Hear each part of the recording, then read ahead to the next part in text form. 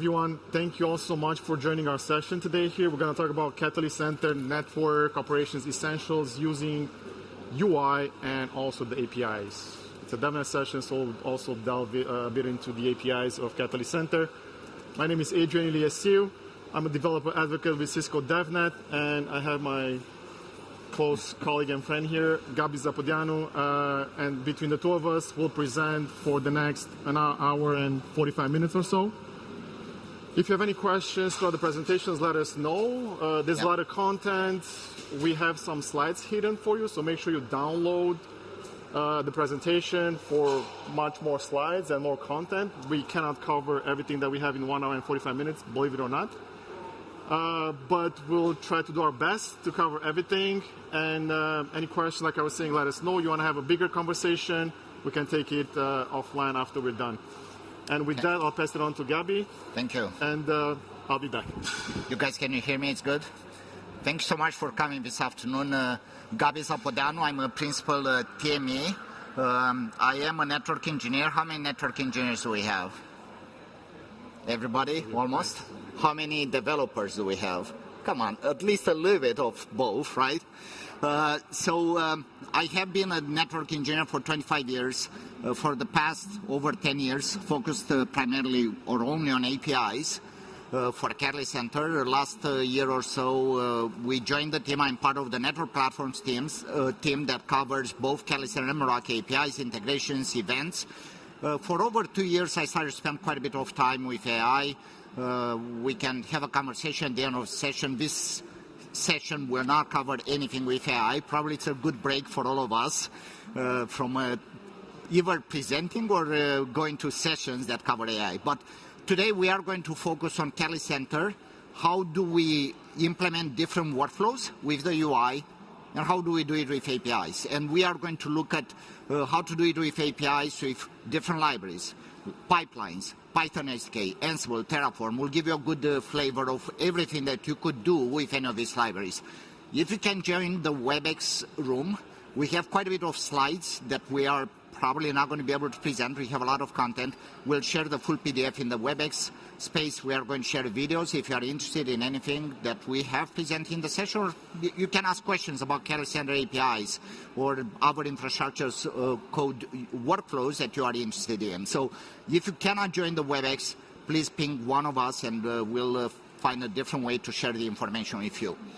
We have a packed agenda. We are going to look at some of the most fundamental workflows that we need to implement with Catalyst Center. How many of you use Catalyst Center today? Everybody, right? That's why we are here. So Catalyst Center, you are going to see a number of different screenshots. They are from version 237.10.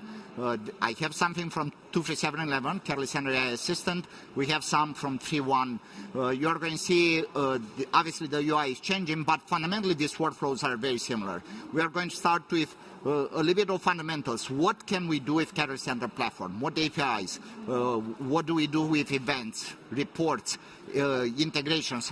A very high-level overview of how do we use all of these features in order to get insights from Catalyst Center. Then we'll focus on basically device onboarding.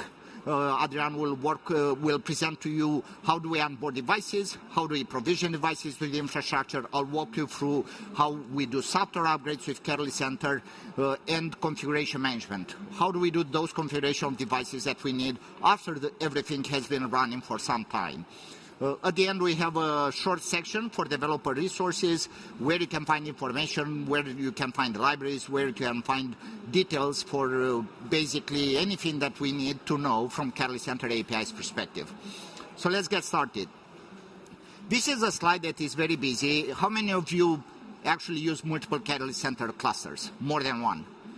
I would say probably with the fact that we have Catalyst Center as a VM, it is good for all of us to build a cluster for a lab, because anything we do from a lab perspective is much easier to test, break things in the lab versus production. So if you don't have a lab yet with Catalyst Center, it's possible to build one. It's not very hard. It used to be a little bit more difficult in the past. But everything that we share here, multiple clusters, could be one cluster.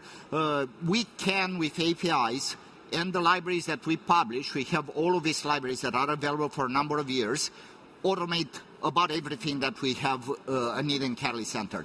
23710 Catalyst Center version, we have 1,245 APIs. You're going to see on a slide or two, in the last 2.5 years or 3 years, we tripled the number of APIs we have on Catalyst Center. We started a few years back, and we are continuing to maintain. We have a Python SDK library, Ansible collection. We have a Terraform plan, all of them. Terraform is almost 100% coverage for all the APIs of Catalyst Center, but the other libraries cover all the APIs we have available on Catalyst Center. And also, with these APIs, we can enable, of course, generative AI use cases. Is not the focus of this session, but if you are interested to learn how to use AI with Catalyst Center, I have tomorrow an interactive session that focuses on this. So how many of you feel in this way, not only with Catalyst Center clusters, but you have other controllers you need to manage? And probably we all have Meraki organizations, multiple Meraki organizations, multiple Catalyst Center clusters. We have SUN, we have devices, we have so many different controllers for data center security that we need to manage. Infrastructure as code is really helping us to automate workflows, and that's why we are showing you from a UI, but also from API's perspective. It helps us to automate workflows across the entire infrastructure. It's not difficult to see that, hey, I can write a Python SDK or an Ansible workflow where I'm going to configure SD-WAN for some configuration for the service provider. I need maybe some firewall rules change. I need to configure campus and branch with Catalyst Center or Meraki in the branch or in the campus for a specific policy or provision a new service. If I do that with infrastructure as code, it's going to be very consistent. The outcomes will be always exactly the same versus I'm not very good as an UI guy. It's very hard, especially when you have so many different controllers. It's not very easy for either one of us. But with infrastructure as code, it's going to be very consistent. It's going to be fast. And you can scale this. You are going to see we are going to use pipelines. You can scale this to a production environment quite easily where anybody can use those pipelines. So what do we do from a Catalyst Center platform? And these are capabilities we have for a long time. We are going to start, of course, with REST APIs. And when we look, I'm part of the team from a business unit perspective that we looked at building APIs for the last 6 years, 7 years now for Catalyst Center. This is a process we go. We need to build the best documentation possible. We need to ensure we have developer resources. For example, on DevNet, we have all the APIs, event catalog, reports catalog. We have a lot of documentation on DevNet.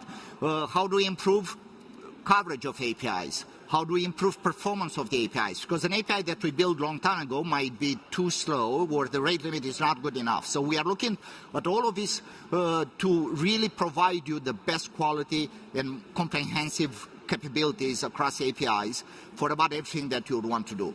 It's not 100%. We are not there yet. We don't have 100% coverage for all the APIs, for everything we can do from a UI perspective, but we are a lot better now with much better quality APIs versus what we have been a couple of years ago.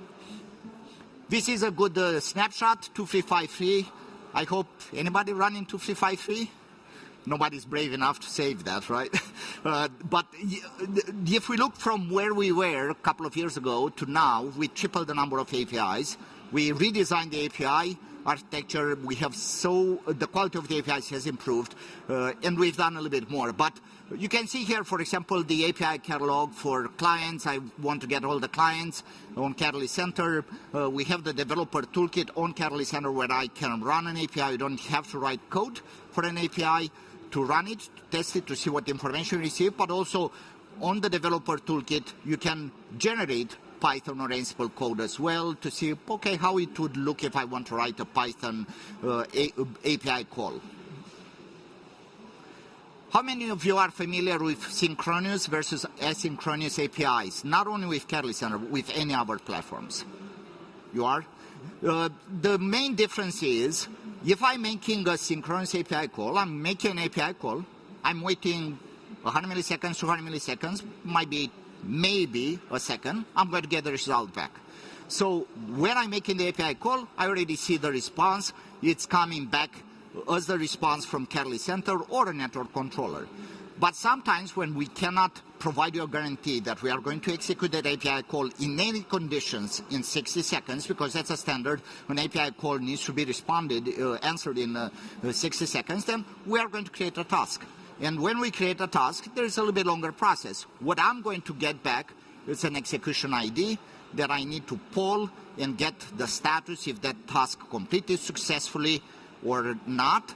When it's completed successfully, maybe I need to make another API call to get the results if I need to. But you need to be aware you have both. So both are important. Both are easy to use. The workflows are very well understood. Even if I write code with AI these days, it will understand very well the process, how to write the code, how many API calls you need to make, the sequence for everything. So it's very common when you may have a task that takes too long that you are going to have to write maybe 2 or 3 API calls. So this is the workflow. I'm going to get the execution ID. I'm going to make an API call to get the result, and the result could be success or failure, or it's still pending. Pending means that Catalyst Center hasn't started. It tries, it scheduled this, but because maybe, let's say I have a specific process and there are a lot of processes in queue for that process, then might be pending for a few seconds, or if it's a report, might be a little bit longer. And then I'm going to get actually the result. This is one of the most important things when you walk away from here today to remember. Catalyst Center APIs are not rate limited at the platform level. No matter what anybody tells you, they are not. They are rate limited at the API level.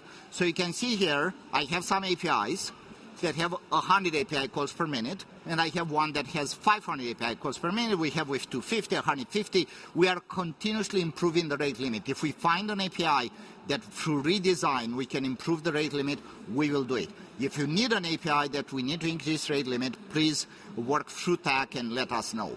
The rate limit is very important at the API level, because you could have 4 API calls, different date points, that you are calling 4 API endpoints calling at 500 API calls per minute. That's 2,000 APIs calls, and you may have 10 for different other endpoints, each 100. So you could have technically 3,000 API calls every minute, and Catalyst Center will respond to you always. So again, this is very important. It's not at the platform level. So it could scale very well, even for a very high requirements for data collection. Assurance APIs like this are very important to be at a higher rate limit. So obviously it's very nice. We can make API calls, collect data, understand about client, assurance issues. But what happens with real time? I want to get information real time. Something is not going well. I want to be notified near real time as quickly as I can. So for that, we have the event platform, the event framework, where I can collect information from switching, from routing, from wireless, from the Catalyst Center system itself, from integrations status that are running on Catalyst Center. So I have the option to collect all of this information. It will be published and grouped in an event catalog based on the type of event. And in that event catalog, you are going to see we are going to subscribe to events. So I could have, for example, an assurance issue for a routing problem, and I could subscribe to multiple events. Maybe I want 2 webhooks, I want a WebEx notification, send something to ServiceNow to create an incident, and PagerDuty, all at the same time. And I could subscribe to multiple events to all of these different destinations. And Catalyst Center, as soon as it identifies there is a problem, will send notifications to these destinations, to all the destinations for that event. So if I have 5 destinations for one event, you get 5 notifications. If you really want to get 5 notifications, you will be able to do it. Probably might not be the best for you to get that many notifications, but it depends who consumes those notifications. So what do you do with this? For managed services, logging, for long-term retention, ITSM integrations, we have a very good integration with ServiceNow. It will create an incident and resolve incidents in ServiceNow depending on these issues. We have 271 events that are available, and we are continuously adding more and more events. You can see some of the events that can be generated automatically. Most of these events for assurance, for example, we have about 92, I believe it's the number, that will be auto-resolved. So when Catalyst Center sends an event notification to your destination and finds the issue is no longer active, we'll send you a second notification that, hey, this issue is resolved. So if you are using that for your NOC, for your ITSM, for your network observability platform, you're going to know, okay, this was active, now it's not anymore, it's resolved. All the other events, even if they are not auto-resolved by Catalyst Center, if you resolve an issue in Catalyst Center, we'll send a notification as well that is resolved. So this is an example of the event catalog. You can find it on our DevNet portal. DevNet is a great partner for us to publish the API catalog for all the versions, for the event catalog, for the reports. For example, you're running maybe version 2.3.7.9 and you're interested, hey, I want to see what's new in 2.3.7.10 or 2.3.7.11. You can go to DevNet and look at the API documentation to see what's changed, what are the new APIs. You don't need necessarily to re-image or to upgrade your Catalyst Center with the latest version to see maybe you want to use one of those APIs. The same is for reports and events. For event catalog, you have the option to go, of course, on Catalyst Center. And you can see here the workflow, how I subscribe to events. First, I need to have a destination. Catalyst Center needs to know, where do I send this data? I send it to a webhook, to my ITSM, to WebEx, PagerDuty, to Syslog, to Splunk. You need to configure that destination. And then, once that destination is configured, you can subscribe to events. And you can click on, like you see here, I have a number of subscriptions. You can click on 271 events, if that's important for you to get notification for everything. Maybe for logs retention might be worthwhile, but maybe if you want, let's say, to get events for network issues only, then you can subscribe only to those events. Once you do that, this is the workflow that Catalyst Center will go through. So we are going to configure the destination settings. We are going to send basically to configure the events, where do I want to send the notification to. Then when Catalyst Center identifies there is a problem, we are going to send the notifications to those channels. So remember, the fact you configure a destination, let's say for Splunk, doesn't mean Splunk will get the data unless if this step is done, you also subscribe to them. And we are going to send a notification. Then we have the opportunity, we have a number of APIs that allow you to learn more about the network issue, more about the device or the clients. And if your platform needs to enrich the event, we have those APIs. Typically, most customers will go back with APIs to learn more about the network issue or the device that is impacted. And then if we see from Catalyst Center perspective, the issue is resolved because you as a network engineer fixed it, or Catalyst Center identify, hey, I had a device unreachable, now it's reachable, will resolve the issue for you.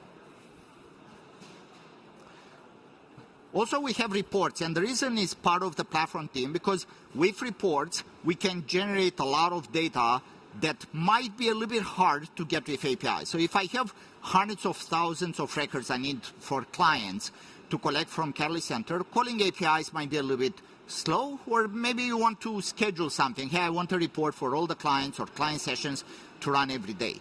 So reports allow us to run any of these 66 reports plus flexible reports and give you the data that you want in a format that is important for you. Depends on how you consume that data from a report perspective. We can go to the report catalog. Both it is on DevNet and on Catalyst Center itself. And from there, you can run a report. It's very easy. You click, OK, I want to generate this report. You can see here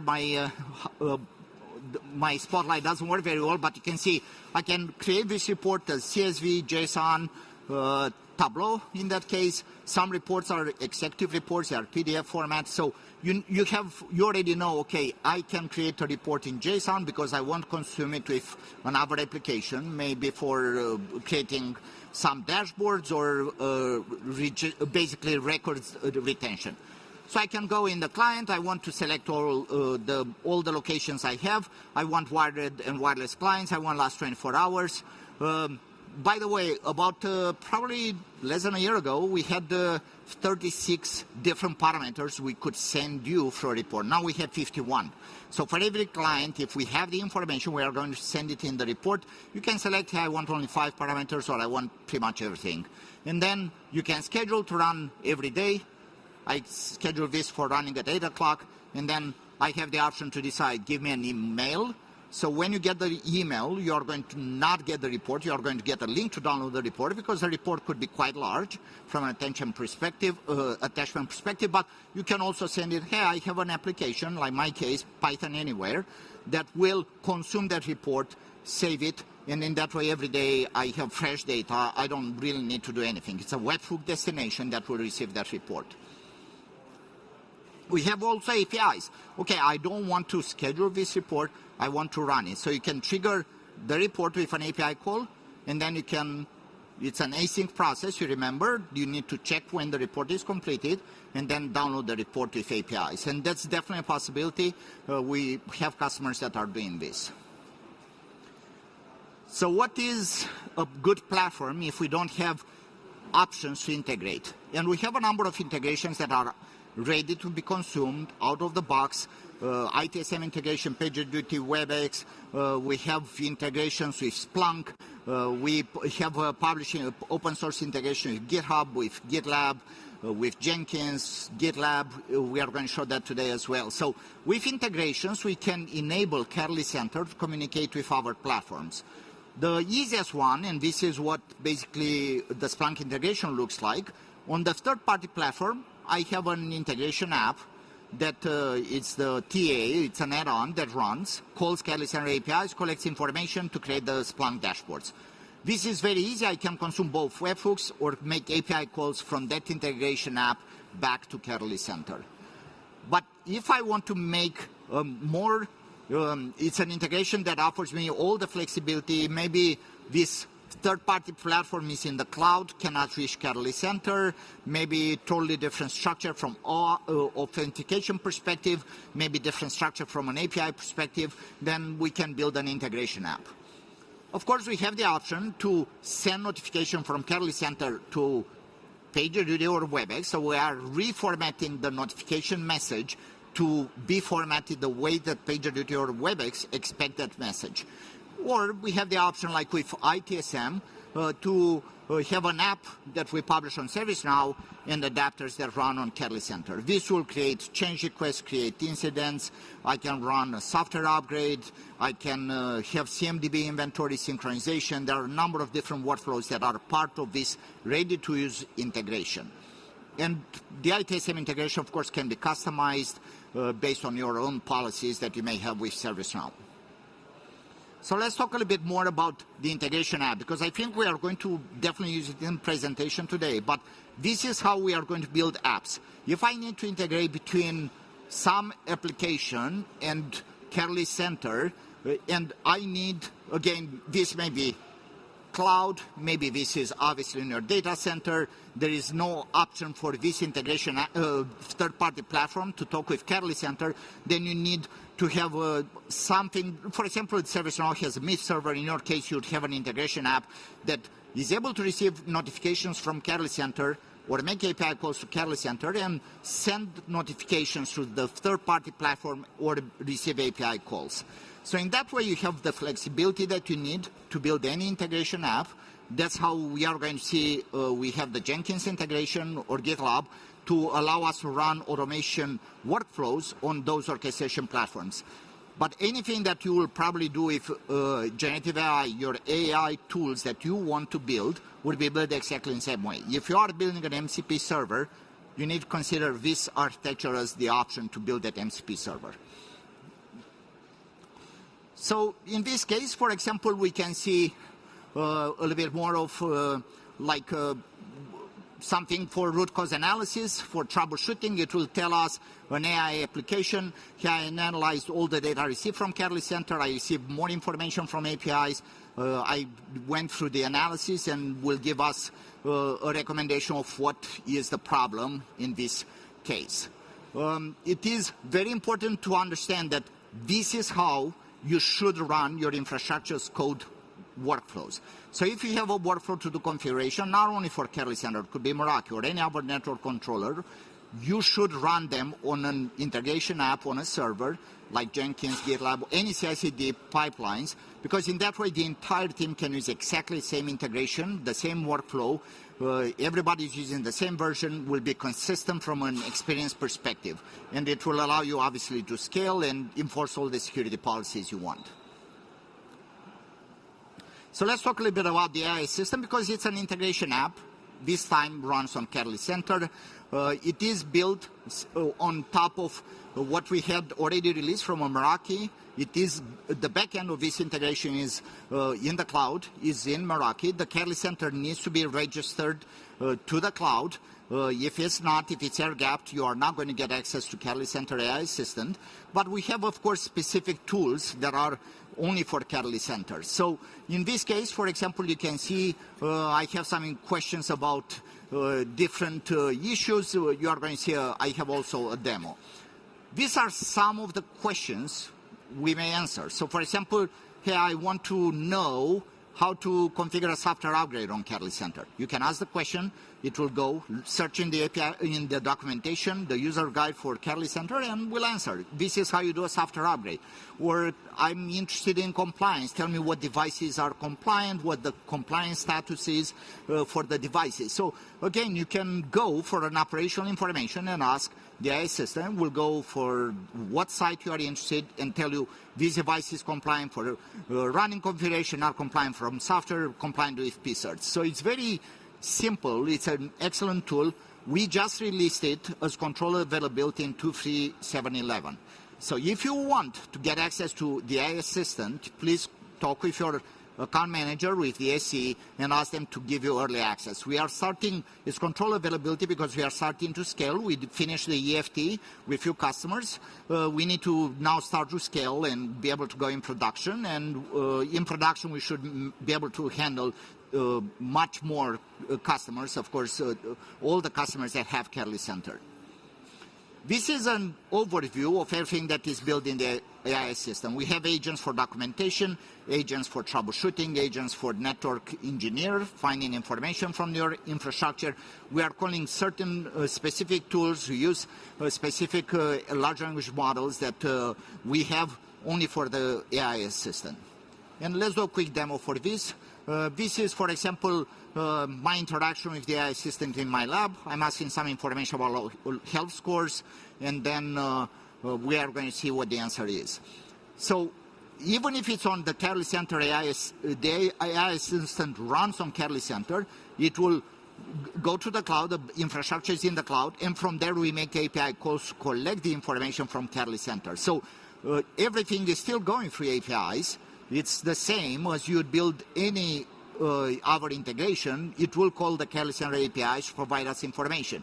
So for example, in this case, I'm going to ask some information regarding this access points that has problems, and you're going to see how rich this information is, and it's useful. It will be very quick to actually get information details about something that may happen in our infrastructure. We see the air quality, we see power, we see link utilization, CPU, everything that is important for us to learn from our network infrastructure. And this is the end of the first section. Are there any questions about the APIs, event, reports, the AI assistant, anything that we've talked so far? Nothing. No questions? Okay. All right. Oh, there's a question. Oh, so reports have been around. So the question is, what version did we enable reports? We had reports since very long time, like more than, I joined the BU about 7 years ago, and I think we had the reports at that time. What we did is, I think when I joined, we had maybe 15 reports, if I remember right. Now we have 66 plus flexible reports. But reports, events, yeah, we changed the events framework. Meanwhile, it's much better, I would say, comparing with what we had 7 years ago. But we have reports, events, obviously APIs for a very long time. Yes?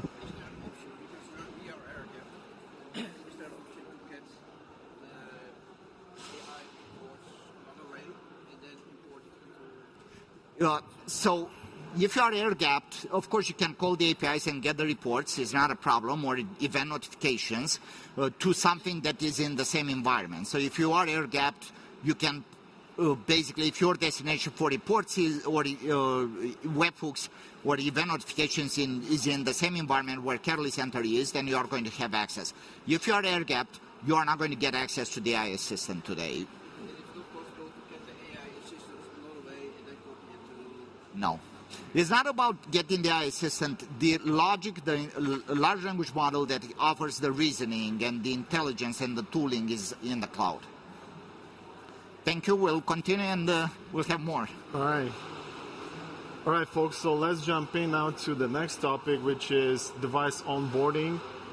And this will be one of the first steps that you do, right? You would want to onboard devices. And what we mean by this is you make Catalyst Center aware of the device, right? It can connect to it, but that's pretty much it. It's not going to manage it just yet. So onboarding is kind of like discovering the network that will be eventually managed by Catalyst Center, and that's going to happen in the next step, which is provisioning, and we'll get to that too in a bit. So device onboarding, there's several ways that you can onboard the devices into Catalyst Center, right? You could do a discovery job. You specify a subnet range, right? You tell it, okay, go and scan this subnet and find all the devices that are out there in that subnet.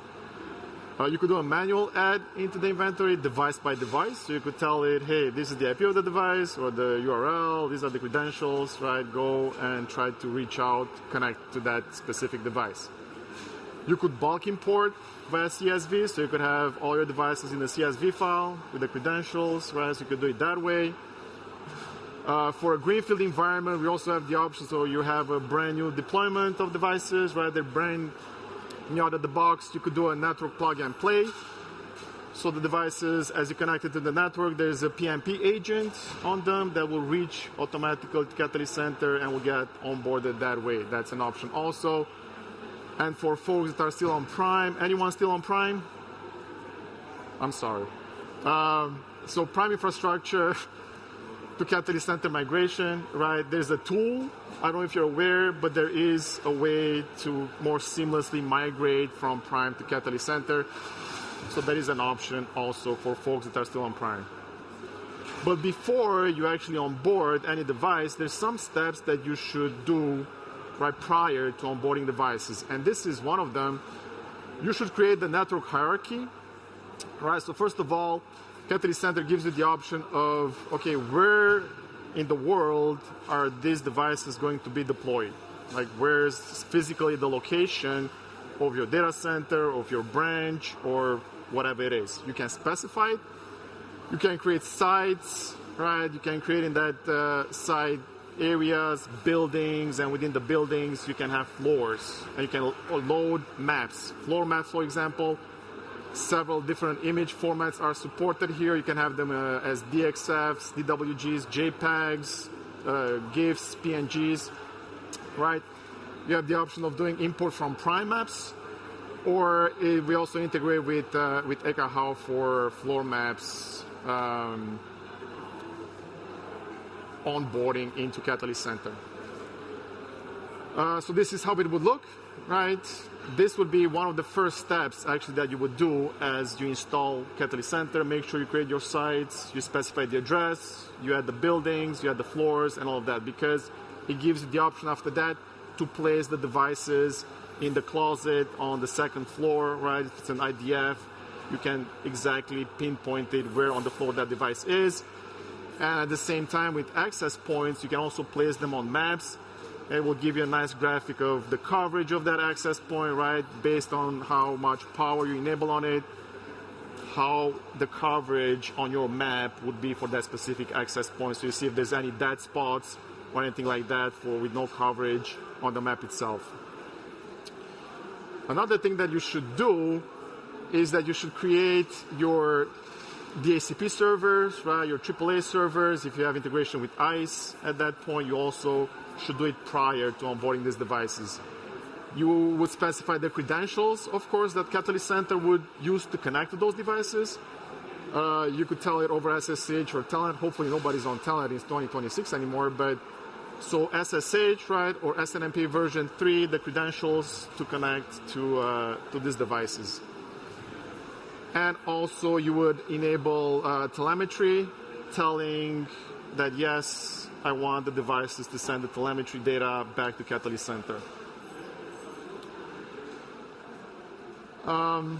As Gabby was saying, with the AI assistant, we have it from 2.3.7.11, and you can ask it questions around onboarding, right? What options are there? If you're running into any issues or any questions that you might have, what type of information I need to pass in, you can ask the AI assistant, and it will tell you the steps required, and of course, we'll go out and reference Catalyst Center user guides out of the internet to bring back that answer to you.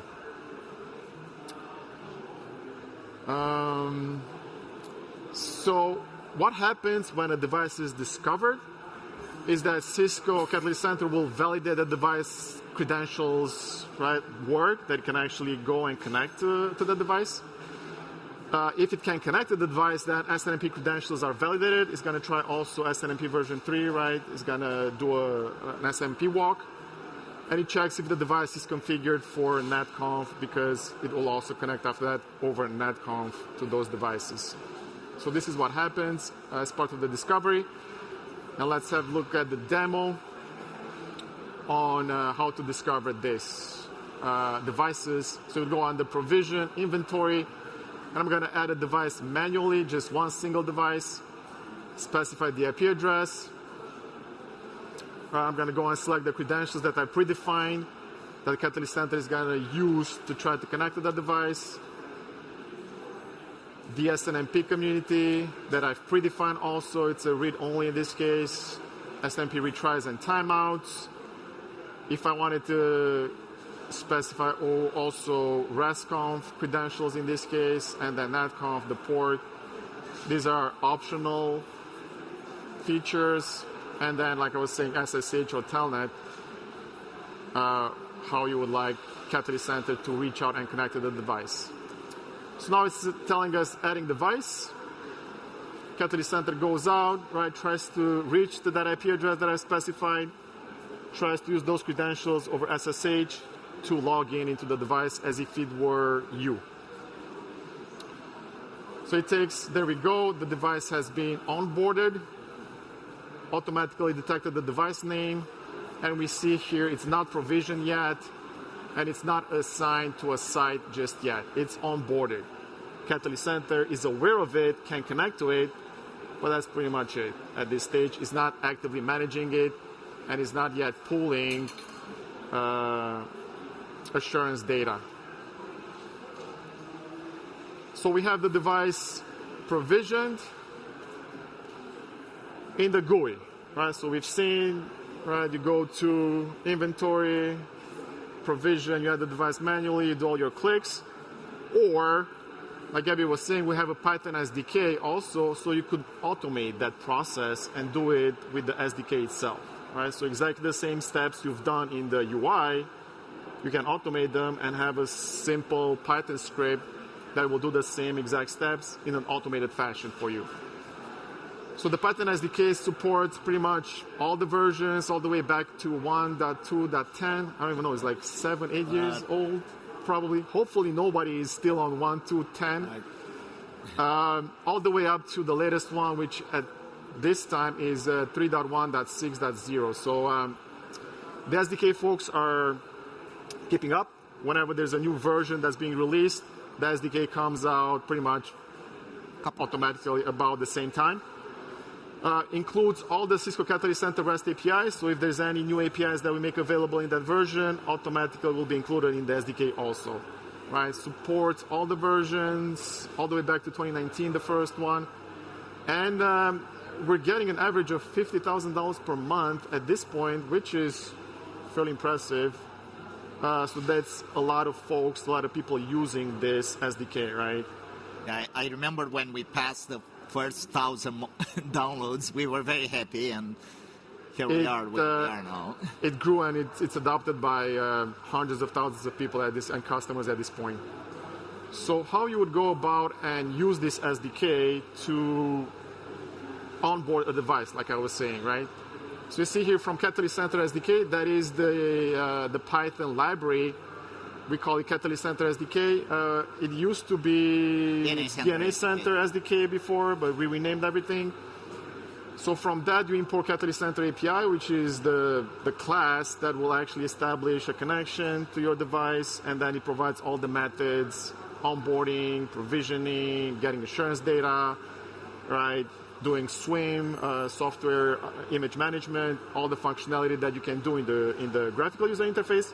You can also do it within Python code. So we've imported that class, Catalyst Center API. Here is just an argument parser. It's kind of like a help for the user that's going to run this script, telling it that it accepts one IP address, which is the management IP address of the device that you want to onboard. Next, at the top over there, we create an instance of that class. We instantiate that Catalyst Center API class. We specify the username, password, the base URL, and these are all environment variables. The version that we're running, the version of Catalyst Center, and that verify false means that the SSL certificate is self-signed. Don't check for the actual authenticity of it because it's a lab environment, and we want to ignore the SSL certificate authenticity in this case. But in the production environment, of course, you'd have that verify as enabled to true. And then the payload here would be exactly the same, the payload that we've done in the GUI, right? As I was showing you, you specify the IP address, which is that.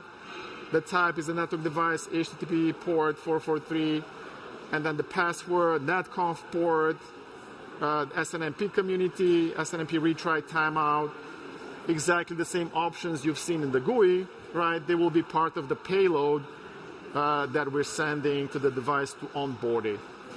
Some of these parameters are mandatory, of course, like the IP address and the credentials. You have to specify those. The other ones are optional.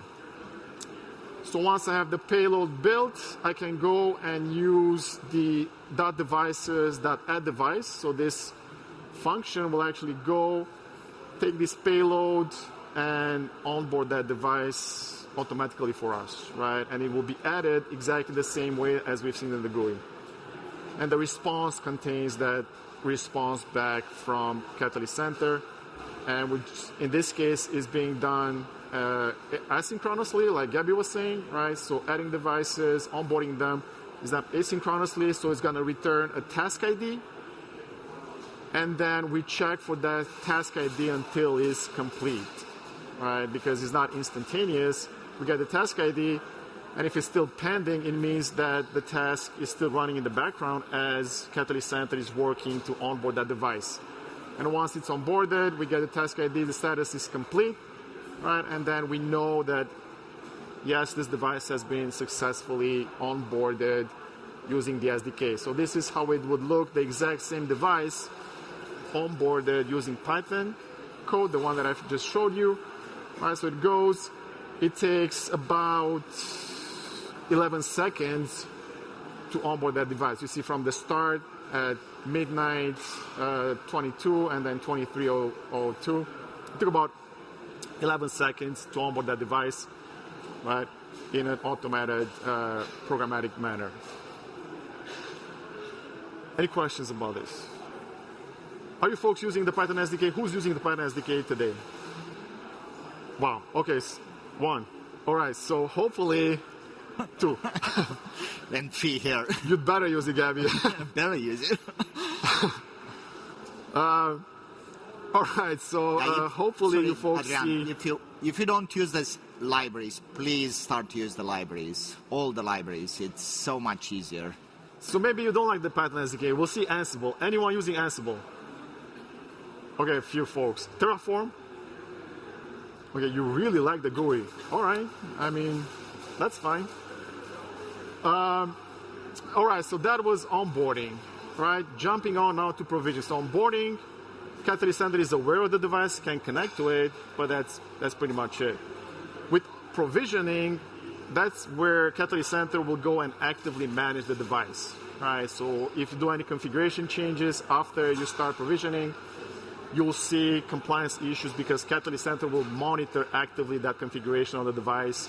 We'll get all the insurance data, we'll get all the telemetry, right? So from this point on, you should only manage those devices using Catalyst Center. You shouldn't like go and SSH to the device itself and do any changes, right? No.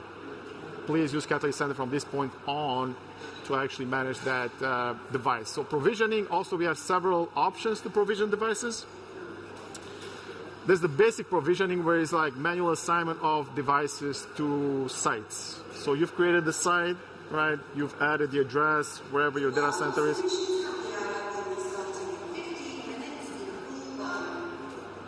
Okay, we might get kicked out before we're done. So basic provisioning, manual assignment of devices, right? Common use for non-SDA environments. Any of you use SDA, software-defined access? A few of you? Okay. You should really look into SDA, right? Especially if you're using Catalyst Center, fantastic technology that's going to help you out a lot. So since you're not, basic provisioning is good enough. Fabric provisioning would be the provisioning in case you have an SDA fabric, and that will automatically add the devices as part of the fabric, right? With different roles, if it's an edge, a border, or a control plane node. It gives you the option of automatically adding them to the fabric. Template-based provisioning would use configuration templates, right? We'll have a look at that in a bit. Plug and play again comes the picture. If you're in a greenfield environment, brand new, right, you have the option of using PMP to provision these devices. And then LAN automation automates the provisioning of underlying network in an SDA fabric and works with PMP. Okay, so CLI templates, projects, and profiles. Templates for device configurations, we have day 0 up to day n configurations, right? So you would have anything from your AAA configs to your interfaces configs to routing protocols to SNMP configs to message of the day, right? Whatever you have, it can be templatized, basically. And that's the way that we recommend to actually manage and configure these devices is using templates. And CLI templates, you can split them in different roles, right? Projects is just groupings of templates. That's what it is. You create projects, a template project is just a grouping of several different templates to give you the option of creating a bucket where you store your templates. That's all it is. Provisioning templates, we'll have a look at how you actually do that, and then creating network profiles and associating the templates, we'll get to that in a couple of slides. So CLI templates, like I was saying, you find them under design and then CLI templates. You can filter them, you can create new templates, you can edit them here in this window, or you can create new projects and bundle them together, like I was saying. If you have, in this case, we have a device profiles project that has 4 templates in it. You can have multiple filter options in there, and you're able to create new templates or projects. Again, the AI assistant 23711, you can ask it, hey, how do I build a template? Give me a starting point for a template, and then you can modify it for your environment, right? So interact with it as you interact with any AI agent. Templates are created like this. They're versioned, right? So as you create a template, a very simple one in here with just logging where you want to send your syslog messages. So as you create them, like I was saying, they're versioned. The first version you create, kind of like, it has, you could think of it like GitHub built in. So as you create these templates, you version them, and as you modify them, the version increases. So you can go back, oh, I'm adding another logging host, for example, in version 2 of the template. Then you can go, and once you add that, you would have to save the template, and will automatically go to version 2, version 3, 4, and so on and so forth. You'll be able to do diffs, see what changed from one version to the previous. So you'll be able to see different versions of that template and build your network profiles, as we'll see in a bit. You could do a template simulation, so you don't want to apply the template to a device just yet. You want to make sure that it doesn't create any issues as you apply it, right? So you could do a simulation in that case. So what it actually does, it goes, connects to the device, and it would see if the template that you're trying to apply, if the feature exists on the switch, right? It probably in some cases might not even exist, right? So, or it could cause issues with some other feature that you have enabled on the device. So the simulation is a good way to test that the template that you want to apply is not going to cause issues, basically. So it's not getting applied, it's just giving you a heads up. It's like a dry run. Inventory templates focus. So you have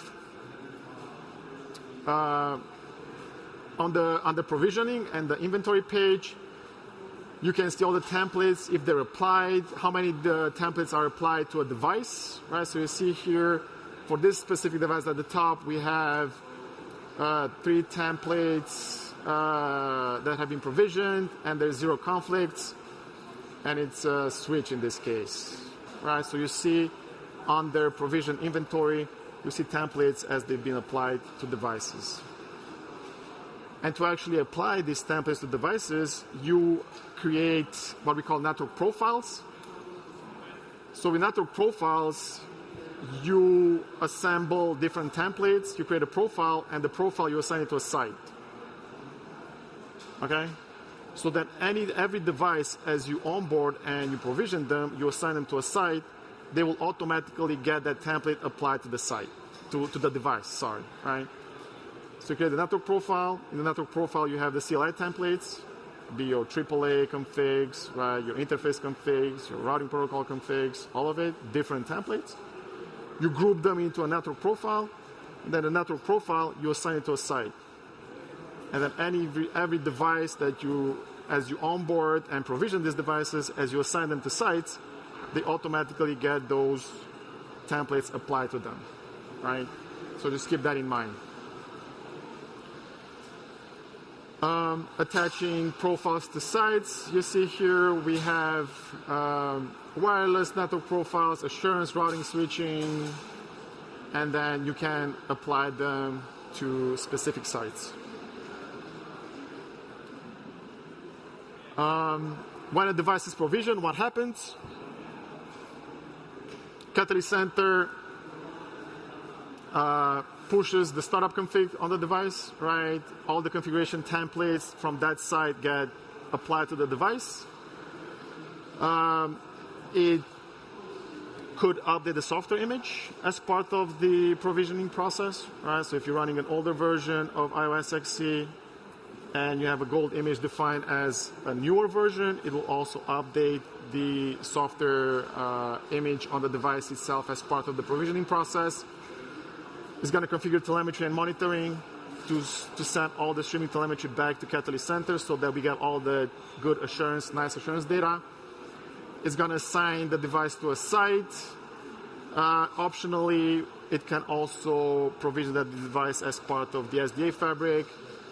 And it does a device validation, make sure that it's reachable, the device health is good, and then the config compliance, making sure that the configuration on the device is compliant to your standard that you've defined in the template.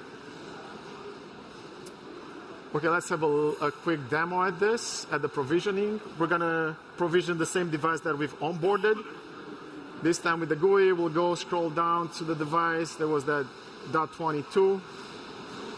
We see here that it's unassigned and it's not provisioned as of yet. We'll select it, go to provision. We'll select the site that we want to provision in. If there would be any device profiles assigned to that site, that all those CLI templates would be applied to the device. It gets the DNS servers, NTP servers, right? All of them being predefined. And it's going to go through the steps of provisioning that device, connecting to it, pushing the config, right? The NTP server, the DNS server will get updated.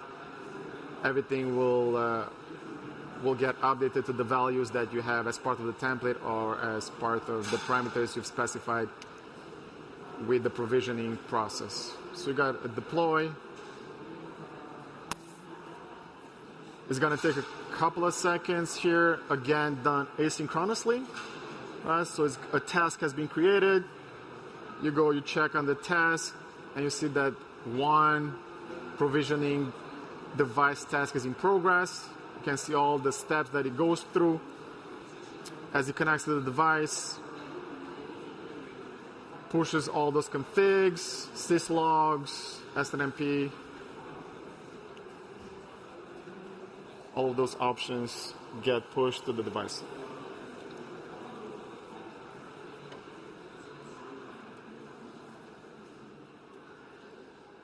So the device has been successfully provisioned.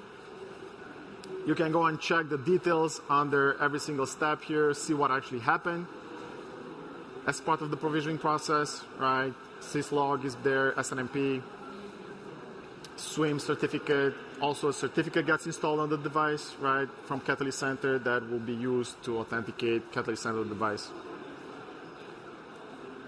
And that's how you provision a device using the GUI. And then next, have 5 minutes, we'll run quickly and we'll see how you do this with Ansible.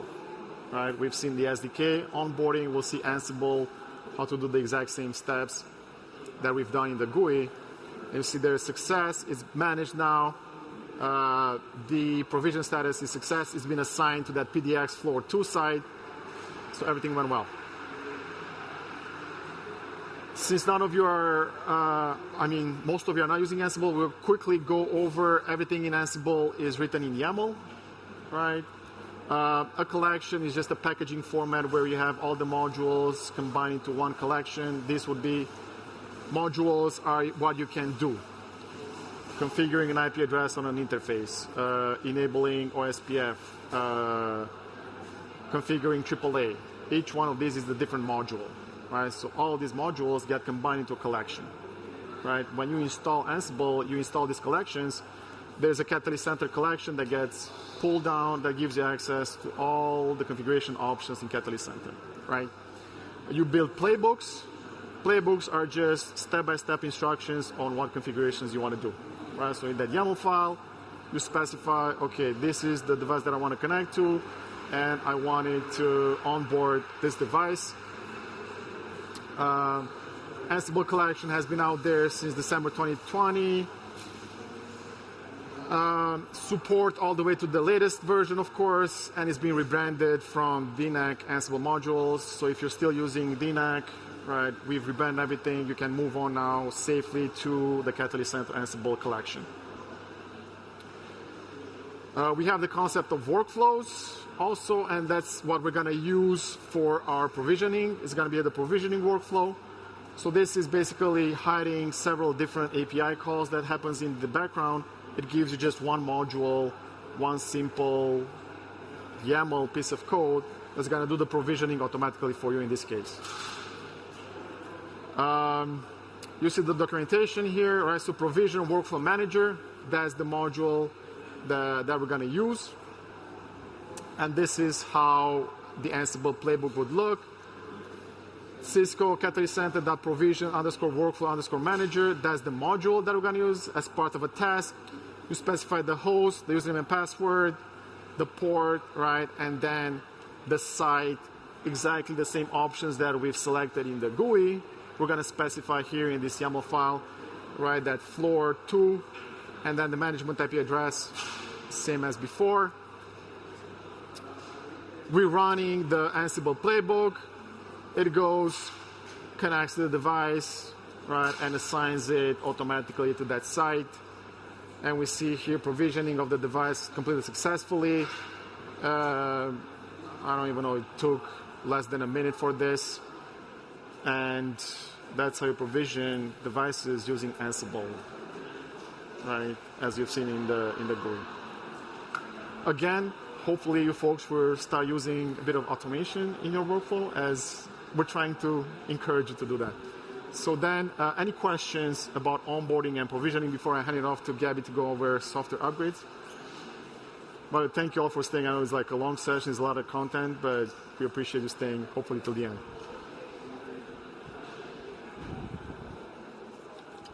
Thank you.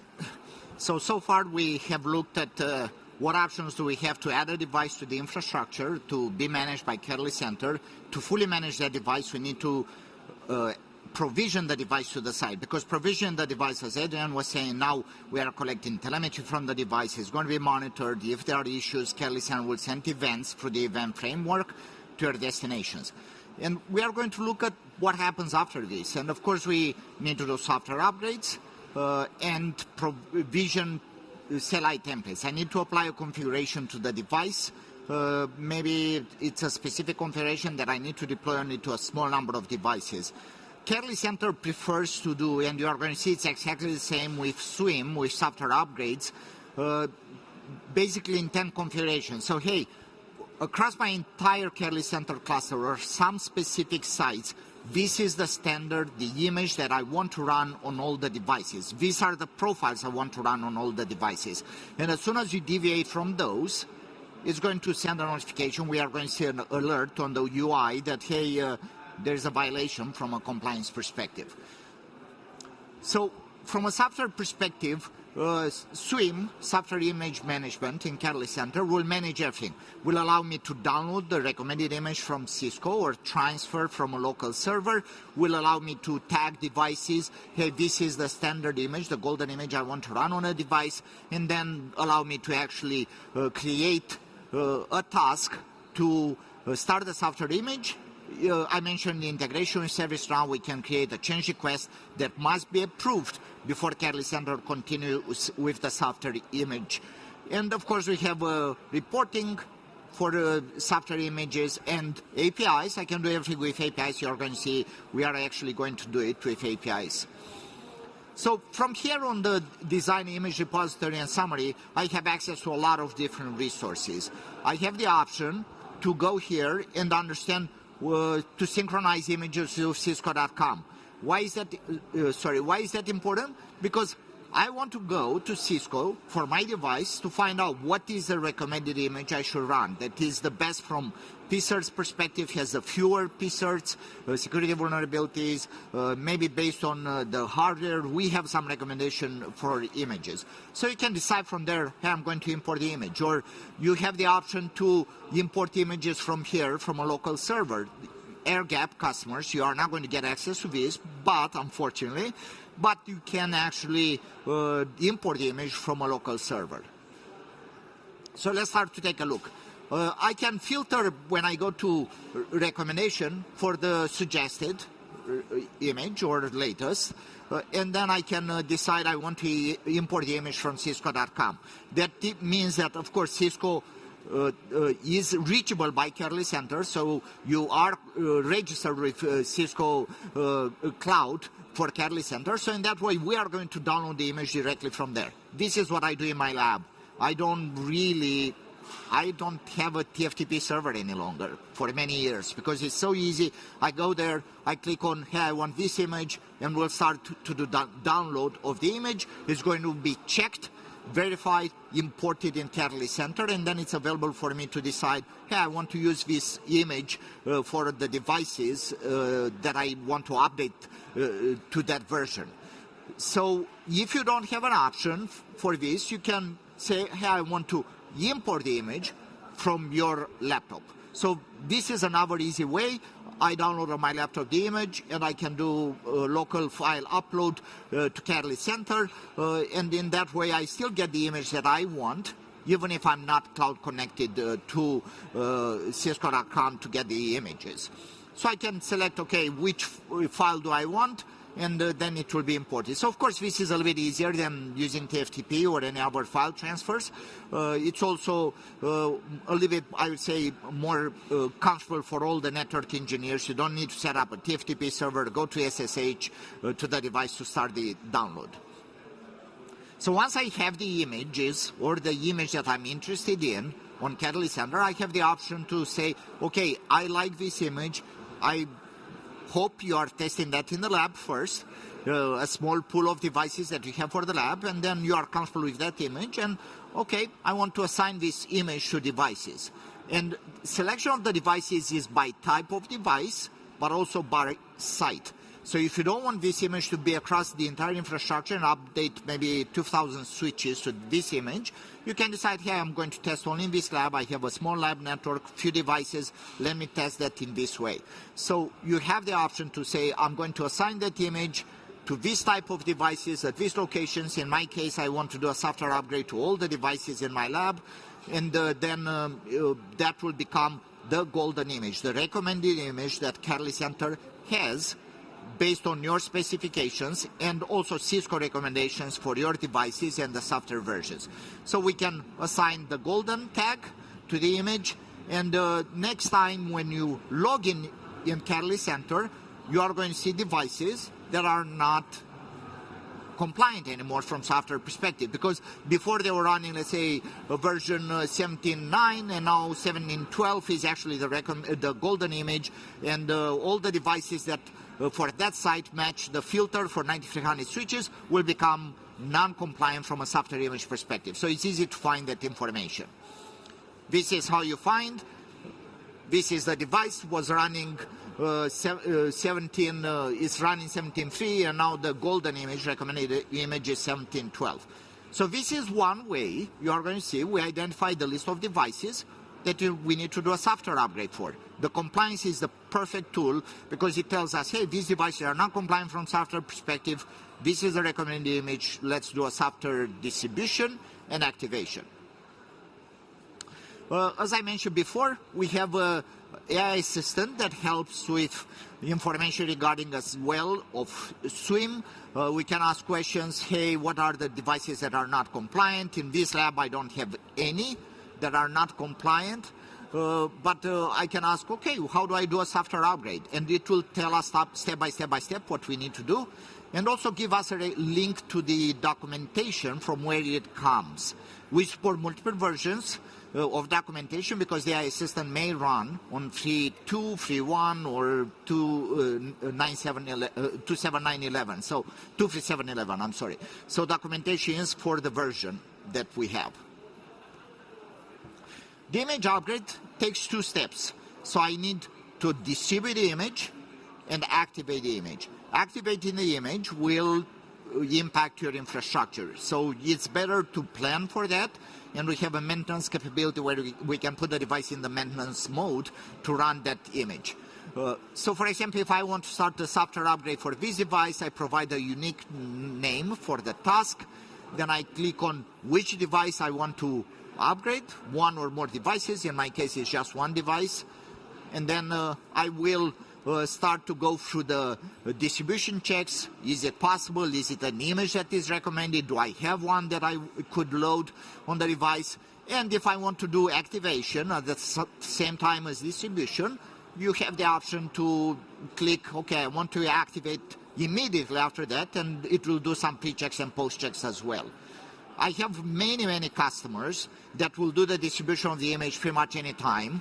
It's not necessarily impacting your service, but very few, unless if it's an emergency image upgrade in the evening during maintenance hours, that will do the activation immediately. So distribution, you can do it pre-planned, distribute out across hundreds of devices, and then maintenance window, you update 20 devices, you are happy, next maintenance window, you update more. And I have customers that do this with APIs as well. If I decide that I want to schedule this for a little bit later, I have the option to schedule when do I want. And if I use ServiceNow, that is mandatory because it will create a change request. The ServiceNow must be approved for Catalyst Center to continue with the distribution or activation of the image. So in this case, we can see the image update status, and we can see ticket submitted. Ticket submitted means I created a ServiceNow incident. If you have ServiceNow, this is not a mandatory step. And unless that is approved, Catalyst Center will not continue with this process. The same is for provisioning, for software-defined access changes. There are many tasks on Catalyst Center that must be approved if the integration is valid. So we can see the change request here for the two devices for software activation and distribution, and then I have to do it before Catalyst Center continues with the image. update or activation. Of course, we have the APIs. I can do everything with APIs. You are going to see that we will actually do this with APIs. The reason is that I can make it at scale. I don't have to have somebody in the office. How many of you are happy Friday night at 6 p.m. to be in the office for software upgrades or even online? Probably not very happy. I'm not. So for me, I schedule my jobs. They're done. I have the service around integration. They're scheduled for when they are scheduled. They are going to be completed. I can do the same with APIs. When the time is scheduled with a pipeline, it will run and we'll do the software upgrade. So we have Ansible workflows that does everything, all the steps, updating an image, downloading from Cisco, creating a distribution task for a device, an activation task. So this makes it super easy. As we talked in the previous section, Adrian mentioned, these are TAC supported Cisco engineering DevOps. So they are very high quality modules that will give you the entire workflow. All you need is provide some information about what host and what you need to do from what is the task that you want to apply. However, we are not going to do Ansible. We are going to use Terraform. How many people use, well, I know Terraform means there are few users.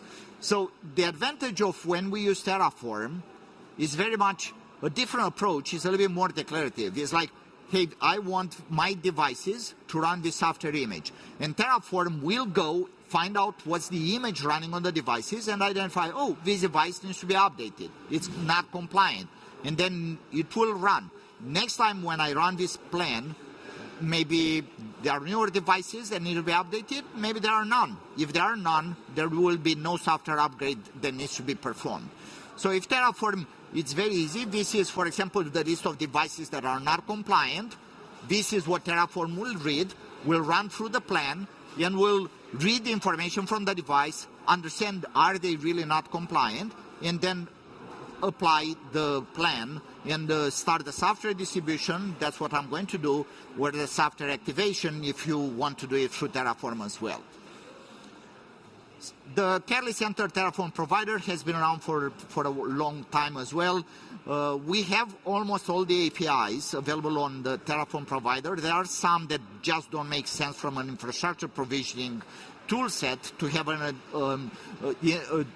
in the provider. We have documentation. We just recently, all the libraries, Python, Ansible, Terraform, we updated, I think last week or 2 weeks ago to 3.1.3.6. We are continuously updating them because they are really in high value. They create a high value for all of us. So as I mentioned, I need a distribution plan. So to write a distribution plan, it's a different language that Terraform developed. And this in ACL language, I have now the option to specify my Catalyst Center provider that I want to use. It's the Catalyst Center Terraform provider. I want to provide some credentials from the environment variables, and then what is actually the list of devices that I want to update. I could ask Terraform what are the devices not compliant from software, and I could get that information from Catalyst Center as well. And then I have to distribute the image to the devices, and then I need to provide some output back to me to have an understanding what Terraform will do if I agree with that plan. And this is very simple, it's very descriptive. It's a little bit less coding with Terraform comparing with Ansible or Python SDK. It's a little bit more abstracted, but also it's a lot more stateful. If I'm running this plan 10 times, well, if the devices don't need to be updated, it will skip the device because, hey, the device is not, doesn't need a new software image because it already has that image. So first step is Terraform init command. At this time, it will download from Terraform the latest version of the provider, and then it is ready for me to actually start the planning. Planning means I'm going to ask Terraform to go in and load the file with the devices that are not compliant, understand if they are not compliant and what is the image that should run, and create a plan and tell me, I am going to update these two devices, this is the software version, the device unique identifier didn't exist in my file, so this is proof that actually it goes to Catalyst Center and picks up that information. And the task ID doesn't exist because it hasn't done anything. It's just telling me, hey, if you want me to apply this plan, this is what I'm going to do.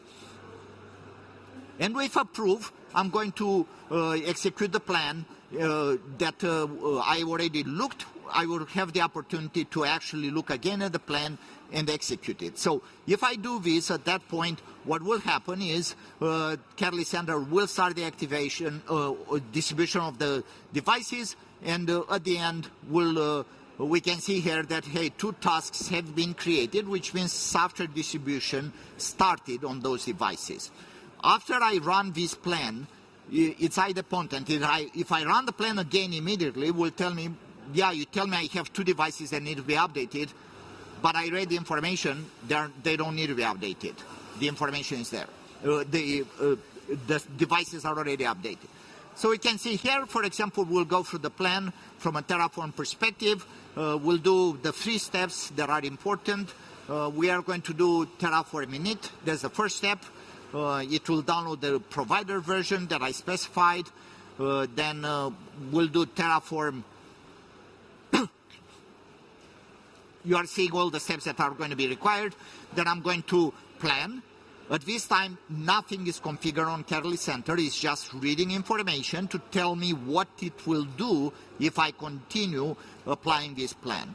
And it gives me the information about the devices that will be updated. We can write Terraform plans for provisioning, for adding devices to infrastructure. We are showing you a variety of different libraries that you could use, and you can build your tools based on your standards, what you have.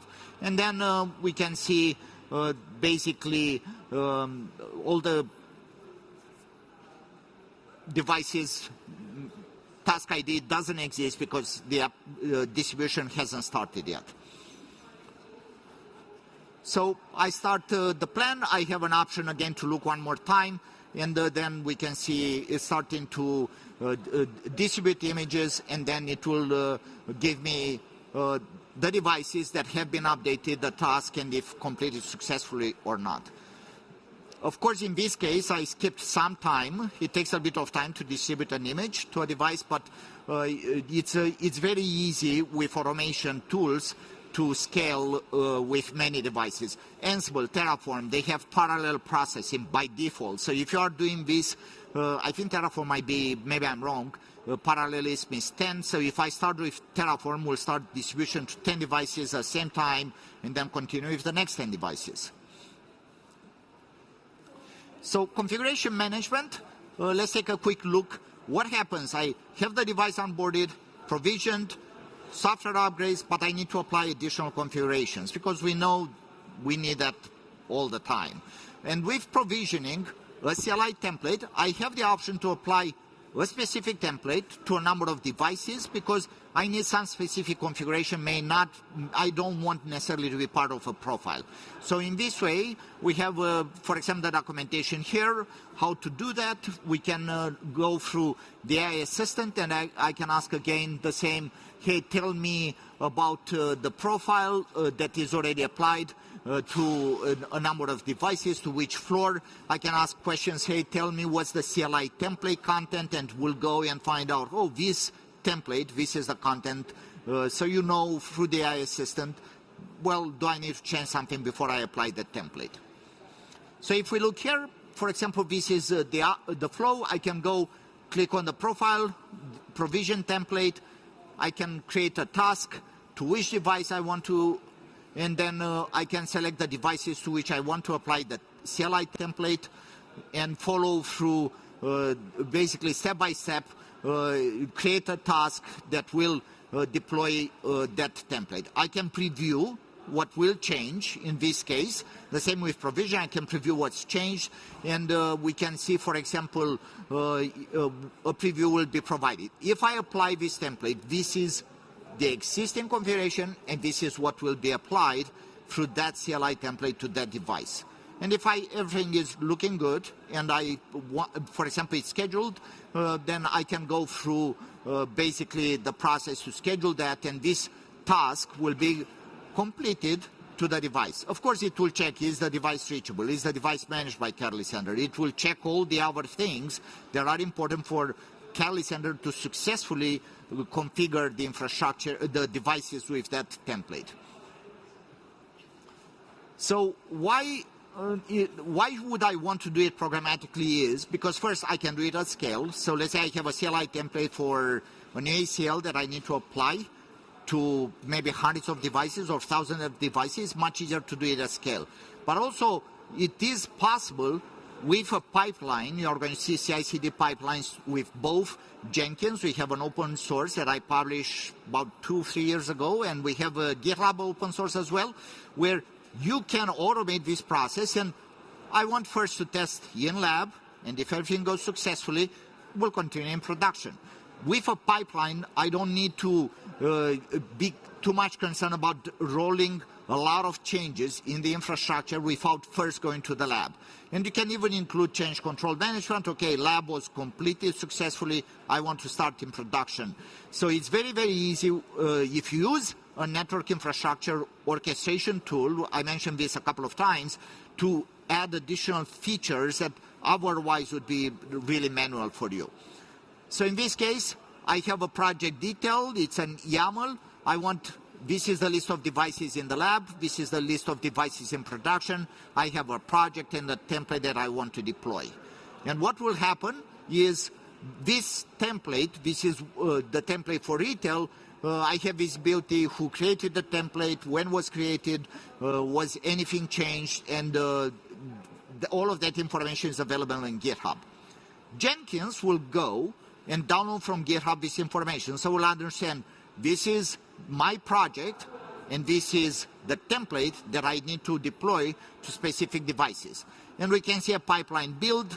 This is the information is collected. We can see here that deploying to the PDXRN, which is my lab device, was successful, and then it will continue in production. If for any reason it fails deploying to the template to that device, a cloud services router that I have in the lab, then it will not continue to production. But if it continues to production, it will deploy the template to all the other devices, and at the end I have a report that I can see. So with any pipelines, it makes it so much easier to scale. We can do it programmatically across hundreds of devices. We can do it very consistent. It's very efficient. It will use the Catalyst Center REST APIs. There is no other way to do it if you don't use the APIs, but you have a lot more control, and you can create very complicated pipelines. Try this first, let's say, in the lab, go into production, schedule maintenance. We have APIs. I want to schedule maintenance because if I schedule a device in maintenance mode, I am going to disable any alert notifications that go from that device to any other notifications. I'm upgrading a device, it's rebooting. Why would I have an alert that the device rebooted or is not reachable? So you can see here, this is a project. What is using here? This is the pipeline code that will run on a Docker container pipeline. It's written in which library? It's the SDK is the Catalyst Center SDK, but pipelines can run Ansible, can run Terraform. It's your choice, and in the same CI/CD infrastructure, you could have some, and I'm not recommending this, but you could have some older pipelines, say in Python SDK, and some newer ones running on Terraform.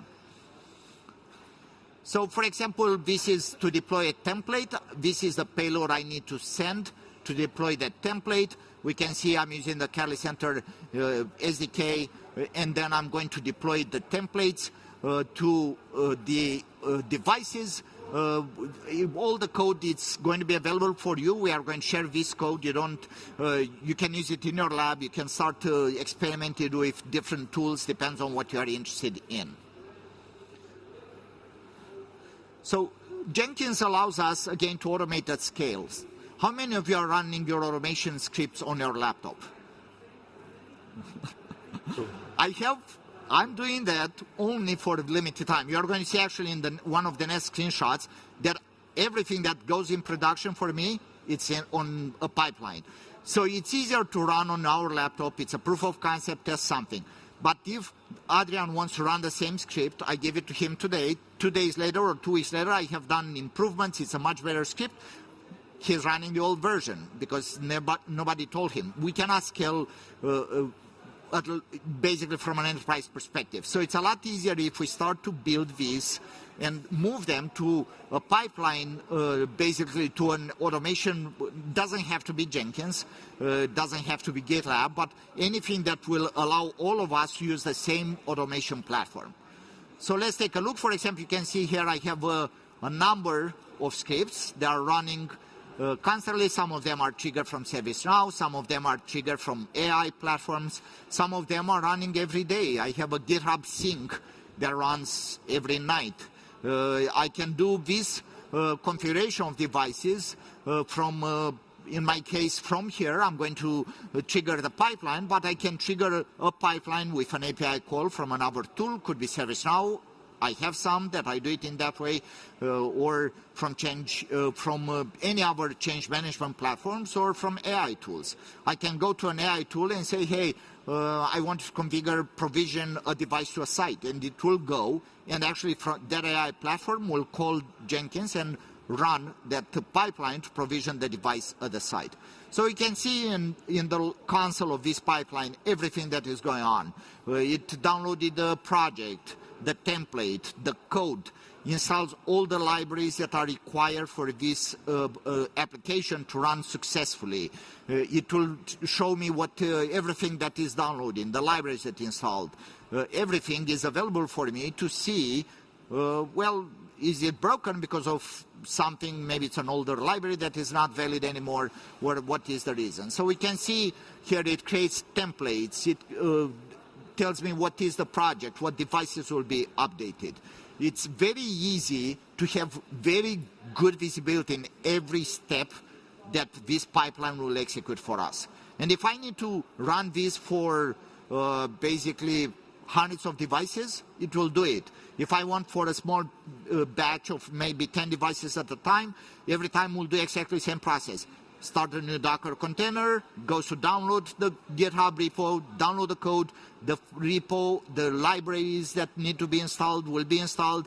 It's always exactly the same. So any one of us, if we have access to this Jenkins server, we will run exactly the same versions, and we would have exactly the same outcome, which is will run the same way every time. So we can see here it completed the task. Took, I don't know, a few minutes, 2 minutes and 49 seconds, deployed to the lab, then went and deployed to production. Any questions? I know we have a lot of different topics. We have a little bit more. An hour and 45. I know. We feel that all of these are foundational for you, for all of us to run successfully Catalyst Center. Onboard devices, provision to site, assign them to site, software upgrades. All of these are very important steps to really perform them even from the UI. But we hope by the end of this session you are going to appreciate it's much better to do it with APIs. All right. Thanks, Gabby. So folks, before I jump into how many of you are using CI/CD pipelines to do configuration changes on your devices today? 2, 3? Okay. Good. You're on the right path. For the rest of you, hopefully you'll get inspired by this because it's really next level, right? As Gabby was saying, not only consistency, but scalability is taking it to a fully enterprise type of solution. And I mean, software developers have been using CI/CD pipelines for 20 years now, right? And now we're finally catching up also in the networking world to take advantage of these pipelines, right? To simplify our day-to-day work and make it more consistent, more scalable at the same time. So Gabby was talking about Jenkins. GitLab is, again, how many of you are using GitLab for the pipeline? Okay, there you go. Easy. All right, yeah. Yes, so GitLab, they started as a version control solution like GitHub, right? It's all Git-based, but then they started adding functionality, project management, issues, bugs, and they also have a pipeline component built into GitLab now. So how it works for them, there's a .gitlab ci.yaml file where you define your pipeline, right? So that means the steps that you want GitLab to do as if it were you sitting in front of that device, right? Or devices. So in the YAML file, you specify, I want to connect, I want to run this Ansible playbook, or this Terraform plan, or this Python code, right? You specify, and then the GitLab will go as part of the pipeline and will run those steps as you instruct it to do, as if it were you. GitLab docs, it's all explained in here, how to install it. You can have, I have it running as a Docker container. They have two versions. There's a free version and there's a commercial version for this. You get support and all of that if you pay for it, but you can always start simple, just spin up a Docker container with it, and play around, see how it works. It works pretty well. It's all documented on the docs page on how to get it set up. And here is how it would look, an example of a pipeline. I have 4 actually running here. And you see the stages. Each stage would mean one step in the pipeline, right? So it would be, okay, I want you to onboard the device, right? That would be step 1. That's one stage. Once it's onboarded, I want to provision it. That would be stage 2 as part of your pipeline, right? Oh, stage 3, I want to do a swing upgrade, right? That would be stage 3. So you would specify exactly what exactly you want that pipeline to do. That's how it looks. It runs, by default, the pipeline runs automatically as you do an update to your playbook or to your Terraform plan, right? And you do a git push, it gets pushed to your GitLab server, and that automatically triggers the pipeline, right? And the pipeline goes, looks at that YAML file, and runs the steps as you instructed it to do. This is an example of a pipeline. I was talking about .gitlab.ci.yaml, right? There's 3 stages in this case. I have a pre-snapshot with PyTS. I'm configuring OSPF. In this case with Ansible playbook. And then I do a post-snapshot also with PyTS, making sure that the configuration was done as I would want it to be. Because as you might know, Ansible, as you run these playbooks, right, Ansible goes, does the configuration change, and from its perspective, everything is well and fine. But from our perspective, I want to make sure that, yes, I've configured a new route, for example. I want to make sure that that route has been advertised, right? It's not enough for me to just configure on the device. I want to make sure that my neighbor or the router, the neighbor router, has actually learned it, or that the routing table has been updated, or whatever it is, right? So that's where PyTS comes into the picture. You can run any type of command as you would be on the CLI, right? And PyTS would go and will check operational data, right? So it will look at a routing table, for example, and it will check, is that entry, the new subnet that I'm advertising, is it part of my routing table? That's how I know that, oh yes, OSPF has been successfully configured by Ansible. Because by default, Ansible is just going to configure it and tell you that it's fine. But it doesn't mean that it's fine, right? So that's where PyTS comes into the picture. And this is just one example of a pipeline. Questions around this? All right, so then moving on to developer resources, Gabby was saying a bit. So this is the GitHub repo that we have for this session. So if you would like all the code that we have, that we've shown you so far, the Python code, the Ansible playbooks, the Terraform plans, they're all in here, right? So you can go modify them, take them, feel free. Don't run them right away in production, please. Make sure and we'll get to the sandbox. If you don't have a lab environment, that's fine. We have sandboxes for you, free sandboxes in DevNet that you can go do whatever you want, break them, right? Run whatever script that you wanna test. You can run it in there. But this is where you can find all the code that we've talked about today. And it's been a journey. I mean, Gabby and I, we've been here since the beginning, pretty much 10 years ago. but really started 2018, right, when the API platform has been launched. The Python SDK in 2019, the Ansible collection 2020, the Terraform provider 2021, right, the workflows available, the modules that we've shown you in 2022, AI Assistant now 2025 and going into this year and forward. So it's been a journey, right? I can vouch for the fact that we've come a long way. For folks that have been here from the beginning, we've made incredible progress. It took us a while, but we're at the point now where we have the SDK, right, working very well. We have the Ansible collection and the Terraform provider.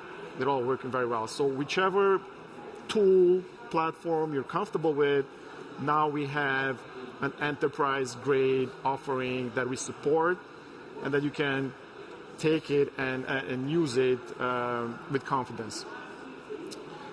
For API adoption, 5 billion calls, API calls per quarter, right? At more than 1,200 APIs available with version 2.3.7.10.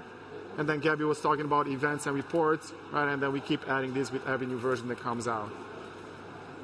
Can I make a quick comment? Yes. So how many of you use AI to write code? Some. So I'll give you thank you. I'll give you a little bit of tip. So if you're asking today, even latest models, hey, I want to get help to write code with Python SDK or Ansible or Terraform with the Catalyst Center libraries, they will do it and they will be very happy to help us. But be aware that when you are asking this, all the large language models have a cutoff date. Hey, I don't have any information newer than, let's say, May last year. So if you're asking, hey, ChatGPT, help me to write an Ansible workflow to do, let's say, software upgrades or to do anything you want, it will do it with a library that is old and not with the latest version of the APIs. So what you need to do is you need to ask the large language model of your choice, hey, I want you to help me, but I want you to use this library. You have the links for the libraries you are going to see next slide. And I want you to do it for this version of the library. And the large language model would be very happy to help you or us to actually do it correctly. And it used to be that writing an Ansible playbook or Terraform was a little bit involved.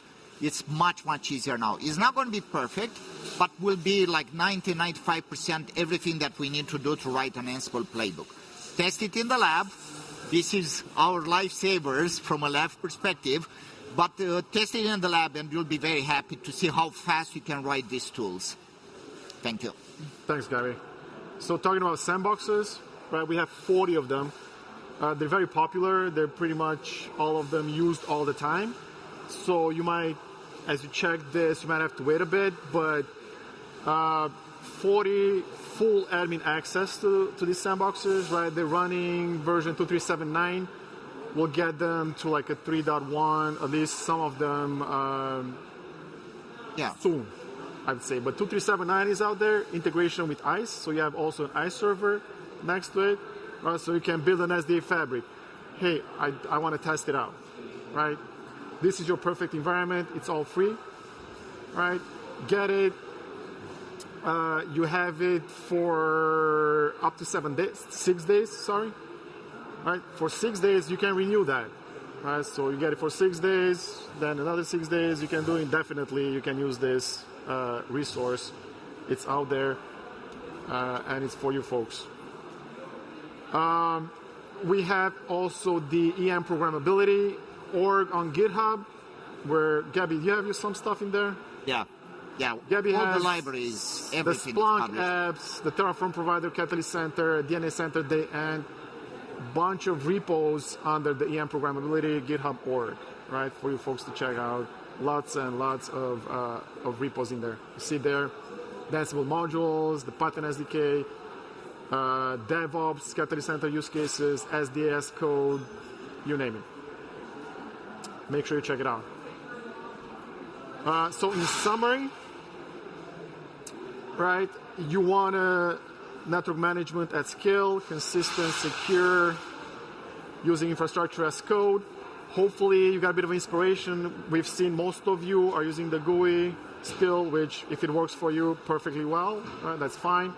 But as you start scaling and as you're trying to make it easier for you at the end of the day, not to have to go to the GUI to click next, next, next, and you build these playbooks once, right, and then you can just run them as many times as you want, right? You just specify an IP address, their credential, you run it again, it does it within seconds without you having to go through the GUI. And if you want to take it next level, you have it as part of a CI/CD pipeline that you do it weekly, and the whole team can contribute and collaborate on the same code and on the same repo. Integrations with version control for CI/CD pipelines, like we were saying, multiple libraries and options. We've shown you the Python SDK, Ansible, Terraform, right? It's all out there.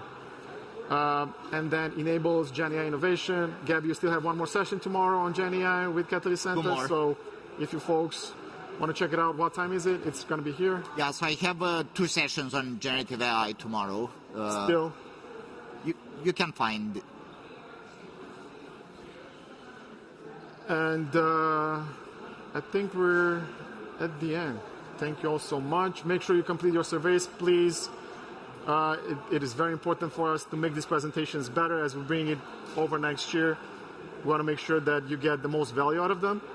Let us know how we've done, please. And then continue education. There's still today, what's left, and half a day tomorrow. We're here for you. So please let us know any questions, anything that we can help you with. More than happy. And any questions from you before we wrap this up? Any extra questions? No? All right, then. Thank you so much. Thank you all. Thank you.